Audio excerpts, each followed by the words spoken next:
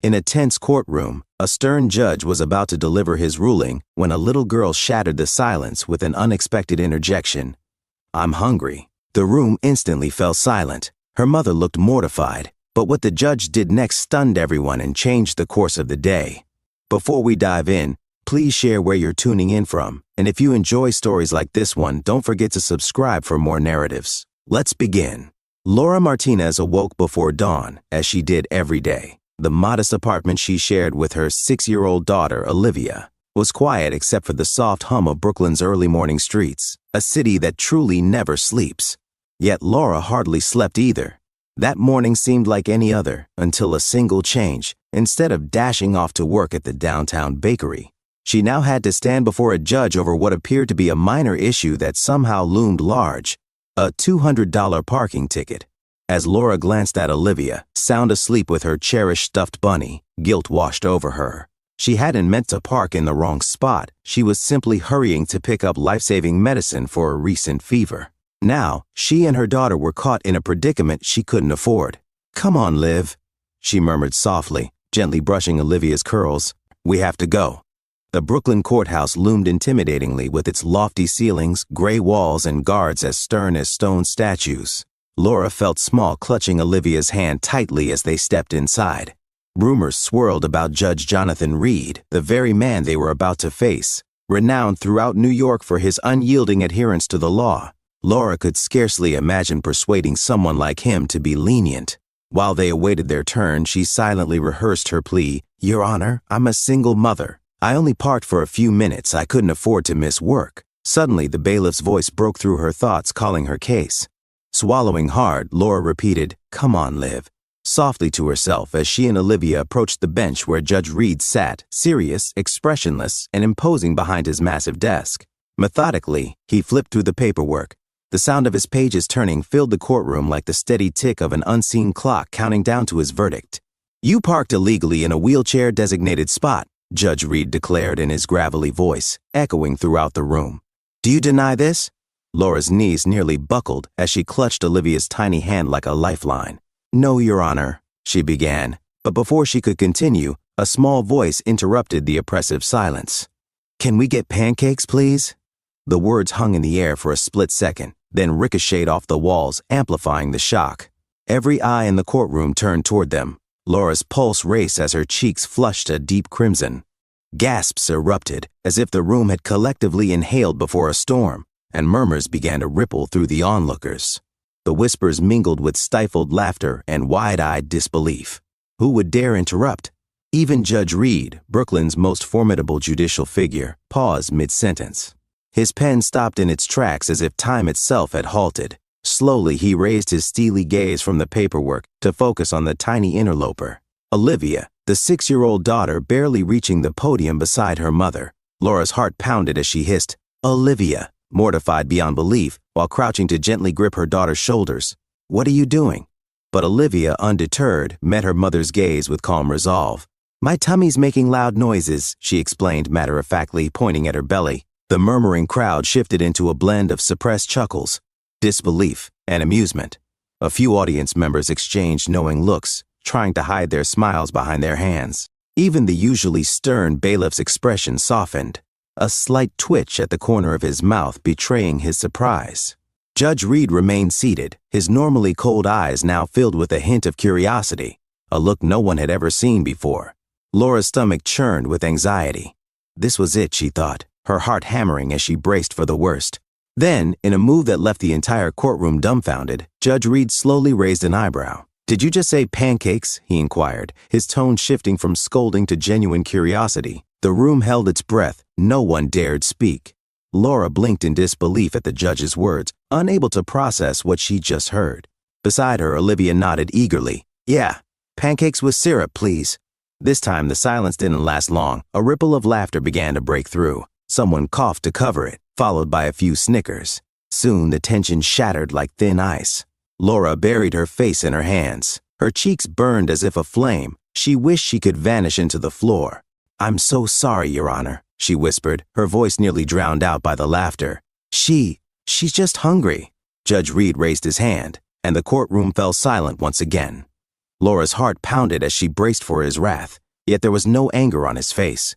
Instead, he leaned back in his tall leather chair, his sharp features softening into an expression that blended amusement with contemplation. "Miss Martinez," he began evenly, his voice carrying a faint warmth, "are you telling me you didn't have time for breakfast this morning?"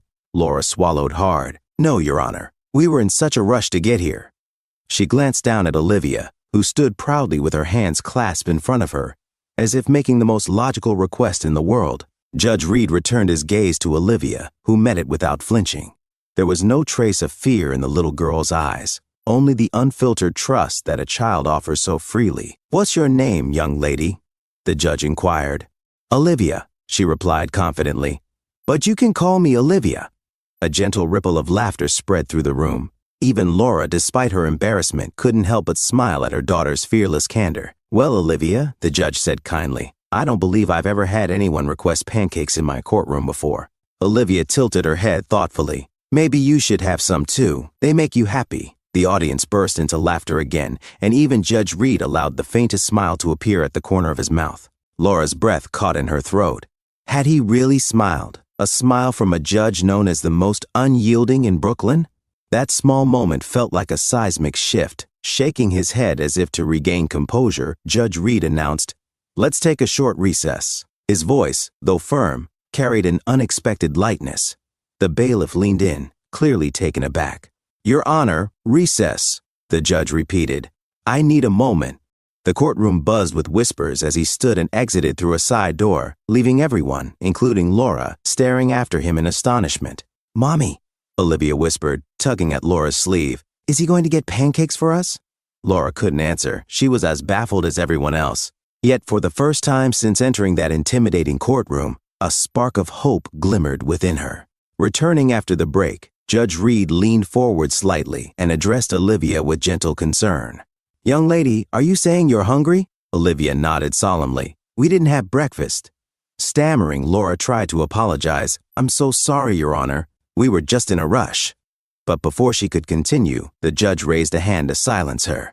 "Miss Martinez, give me a moment." The murmurs in the courtroom grew as people exchanged glances, whispering about the judge's unexpected patience. Softening his tone further, Judge Reed turned his attention directly to Olivia. "What does your mom do for work?" he asked. Olivia brightened as she answered. "She bakes cakes and cookies at a bakery, and sometimes she works late at a restaurant." The judge nodded, listening thoughtfully. "That sounds like a lot of hard work," he remarked. The room quieted as Olivia continued, describing how her mom worked tirelessly and how they rarely had time together because of her busy schedule. Laura sat frozen as her daughter unwittingly revealed their struggles to everyone present. When the session resumed, the atmosphere felt transformed, lighter, as if Olivia's honest words had opened a window and let the sunlight pour in. Laura took her seat at the defendant's table with Olivia nestled beside her, both quietly absorbing the unexpected turn of events. Judge Reed re-entered the room, his flowing black robe marking his presence as he resumed his seat. The silence returned, but now it was free of tension.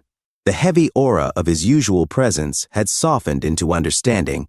Clearing his throat and adjusting his glasses, Judge Reed fixed his gaze on Laura.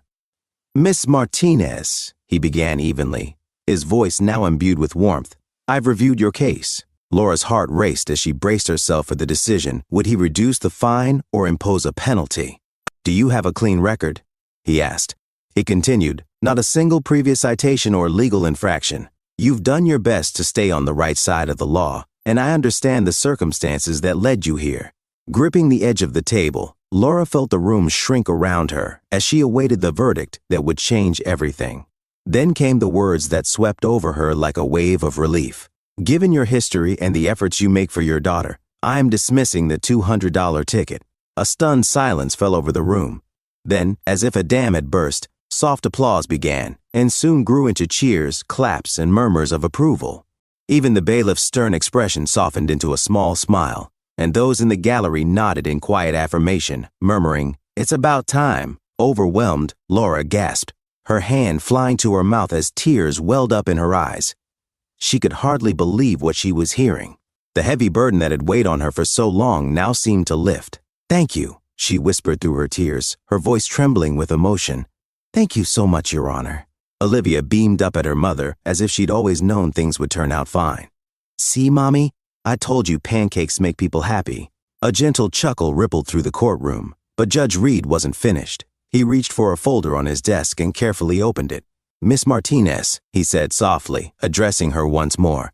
"While dismissing this ticket eases your immediate burden, I also want to help you face the larger challenges." He handed a printed sheet to the bailiff, who delivered it to Laura. This list includes resources for childcare, support, job training, and even an online degree program at no cost to you. Laura stared at the paper through tear-filled eyes, the printed words blurred as she read them aloud, scarcely believing that such opportunities existed. Her hands trembled as she clutched the list, as if afraid it might vanish if she let go. Judge Reed continued, "I understand that being a single mother is challenging, a challenge that most of us cannot fully imagine. These resources can give you a chance to build something better for you and your daughter." Laura's knees weakened as she held the list close, a lifeline in her hands.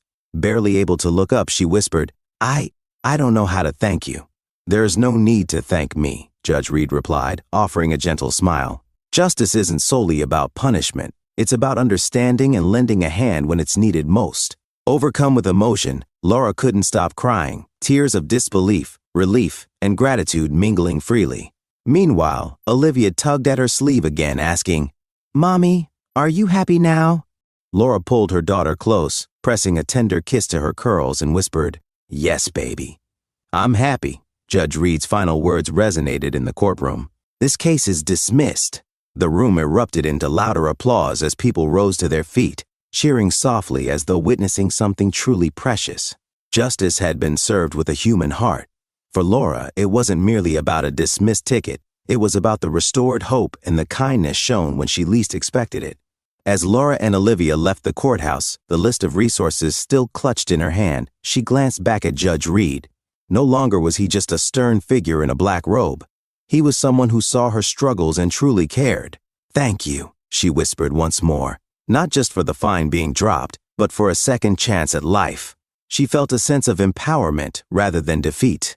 With Olivia's small hand tucked firmly in hers, she understood something profound. Kindness and hope could be found even in the most unexpected places if one was willing to see them.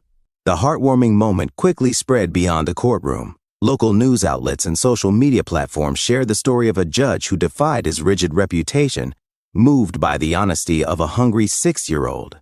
The public response was overwhelming, with many praising his ability to show both wisdom and empathy. Conversations sparked across social media about the role of justice in society, and many people reflected on how small acts of kindness could create a ripple effect of change. For Laura, this marked the start of a new chapter. She enrolled in the online degree program, secured better childcare, and, for the first time in years, felt a renewed sense of hope for the future. She finally allowed herself to dream again, envisioning a time when she could provide Olivia with more stability and opportunities. As for Judge Reed, the experience changed him as well. He came to understand that the law wasn't just about enforcing rules. It was also about compassion and lifting up those who needed it most. He began implementing new initiatives to help low-income individuals access legal aid and resources that could prevent them from falling through the cracks. Months later, on a bright morning, Laura sat at their small kitchen table, studying for her classes while Olivia happily munched on a plate of pancakes, her favorite breakfast. The aroma of syrup and butter filled their tiny apartment, making it feel warmer and more hopeful than ever before. "Mommy, do you think the nice judge likes pancakes too?" Olivia asked with a giggle, swinging her legs beneath the chair. Laura smiled warmly, a twinkle in her eye.